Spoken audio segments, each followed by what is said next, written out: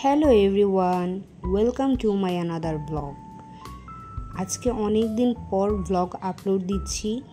এই ব্লগটা ছিল 9 সেপ্টেম্বরের। তো আমরা চলে গিয়েছিলাম মল অফ এশিয়াতে। আমাদের রিজন ছিল যাওয়ার একটাই, সেটা হচ্ছে মুভি দেখা। আমরা টিকিট আগেই বুক করে গিয়েছিলাম, যেহেতু ওই সময়টাতে একদমই সিট পাওয়া যাচ্ছিল না। আমরা অলরেডি একবার গিয়ে ফেরত এসেছিলাম। বরাবরের মতো আমাদের দুজনেরই হরর মুভি অনেক বেশি ভালো লাগে। তো আমরা মূলত গিয়েছিলাম কনজিউরিং 4-এর লাস্ট যেই পার্ট, সেটা দেখার জন্য। তো আমরা যেহেতু আগেই কেটে রেখেছিলাম টিকিট, তাই আমাদের খুব বেশি একটা পেইন হয়নি।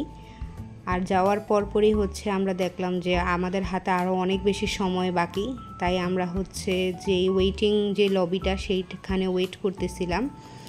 আর রীতিমতো আমি এর আগে বাংলাদেশে বেশ অনেকবার হলে গিয়ে মুভি দেখেছি, ব্লকবাস্টার, স্টার সিনেপ্লেক্সে।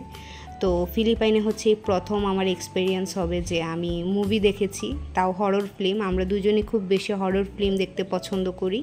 তো এখানে আমরা বসে ওয়েট করছিলাম যে কখন আমাদের সময় হবে।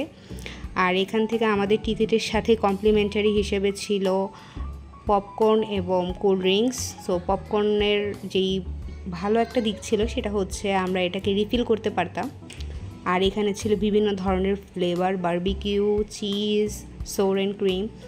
সো এগুলো আমরা সিলেক্ট করে চলে যাচ্ছিলাম ভিতরে। এটাই এন্ট্রান্সের যে পথ, সেইটা। এইখানে এন্ট্রি করার সাথে সাথে আমার বাংলাদেশের বেশ কিছু স্মৃতি মনে পড়ে যাচ্ছিল। ঢোকার সাথে সাথেই বিগ স্ক্রিনটা চোখে পড়লো এবং এখানে তাদের যে অ্যাডভার্টাইজমেন্টগুলো থাকে মুভি শুরুর আগে, সেগুলো হচ্ছিল। এবার আসি সিটের ব্যাপারে। সিটটা আসলে খুবই ভালো ছিল। এখানে যে সিটটা ছিল সেটাকে একদম বেডের মতো কন্ট্রোল করা যাচ্ছিল। তো আমার এটা একদম ফার্স্ট টাইম এক্সপিরিয়েন্স যেটা বলা যায়। এই যে দেখেন আমার হাজব্যান্ড কীভাবে এটাকে একদম চেয়ার থেকে বেডে রূপান্তর করে ফেললো। সো এটা আসলে সিনেমা দেখার জন্য খুবই কমফোর্টেবল একটা জিনিস বলা যায়, যেহেতু প্রায় ডিউরেশন দেখা যায় যে 2 ঘন্টার উপরে থাকে। যেমন আমরা যেটা দেখেছি যেই মুভিটা, সেটা ডিউরেশন ছিল প্রায় 2 ঘন্টা 17 মিনিট। সো আমার কাছে তাদের এই সিটিং সিস্টেমটা খুবই ভালো লেগেছে। তো এই পর্যায়ে আমাদের মুভিটা শুরু হয়ে যায়। এই মুভির রিভিউ দিতে গেলে বলবো যে এটা আসলে খুব বেশি একটা হরর মুভি ছিল না, বলা যায় যে অ্যাভারেজ লেগেছে আমার কাছে। বাট এর আগে তাদের যেই সিরিজের 2 এবং 3 ছিল, সেগুলো খুবই ভালো ছিল। তো এই যে আমরা একদম লাস্টে বের হচ্ছিলাম সবাই চলে যাওয়ার পর।